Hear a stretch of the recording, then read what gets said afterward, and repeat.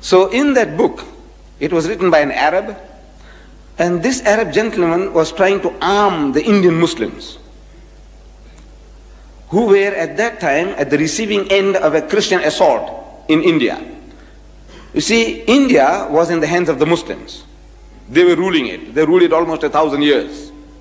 And the British came with the superior gun power, and they snatched power, dominion, rule out of our hands. And they felt, and they thought rightly, that if at any time anybody would give them trouble, it will be the Muslims, because they had tasted power, tasted dominion, tasted rule, and once you have tasted it, you aspire to get it once more back again. So he said, if we can convert these people, if we can make them to turn the other cheek, we can rule India for 1,000 years.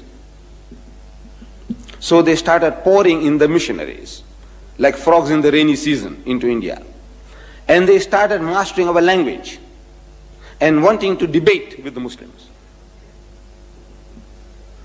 At first, the Muslims were reluctant. These are our rulers now. They have conquered us. And if we debate with them, they might put us in jail, Robben Island, something like that.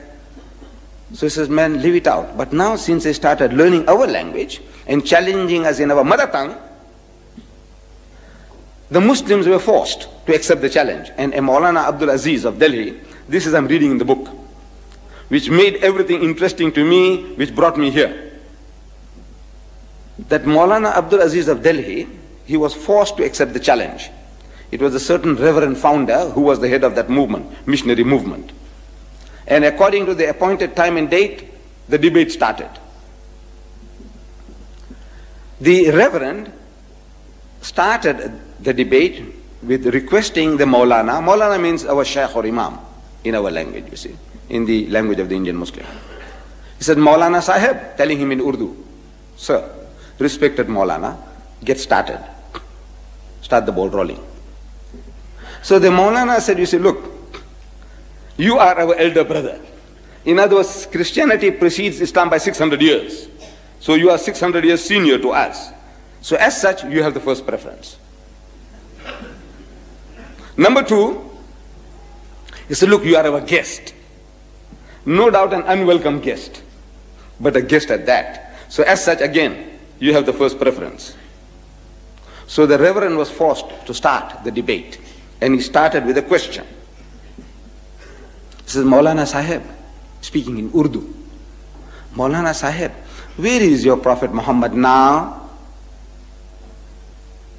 So the Maulana, after a pause, he replied that he is in Jannatul Firdaus, in heaven, blessed heaven with God Almighty. Out of that answer came the second question. He said, all right, tell me now, where was he when his grandson Hussein was martyred at Karbala?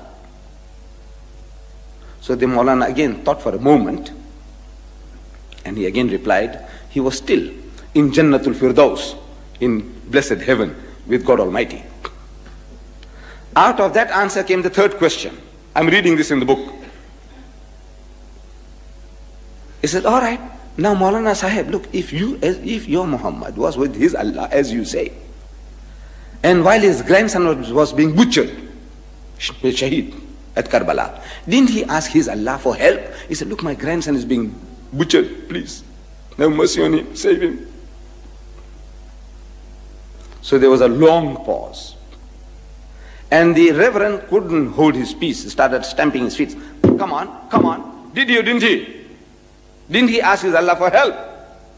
Because if somebody is bullying me, and if I have a young heavyweight champion next to me, I say, look, man, Akhi, please, man, help me, save me. So didn't he ask his Allah for help? So after a long pause, the Maulana said, yes, he did. He did. So what did he say? We know he wasn't saved. What did Allah say? And there was an inordinate pause, undue pause. So the Reverend again started stamping. Come on. What did he say? So the Maulana said, Allah cried. He cried. So what? Allah cried? He said, yes. He said, I couldn't save my own son Jesus. How can I save your grandson?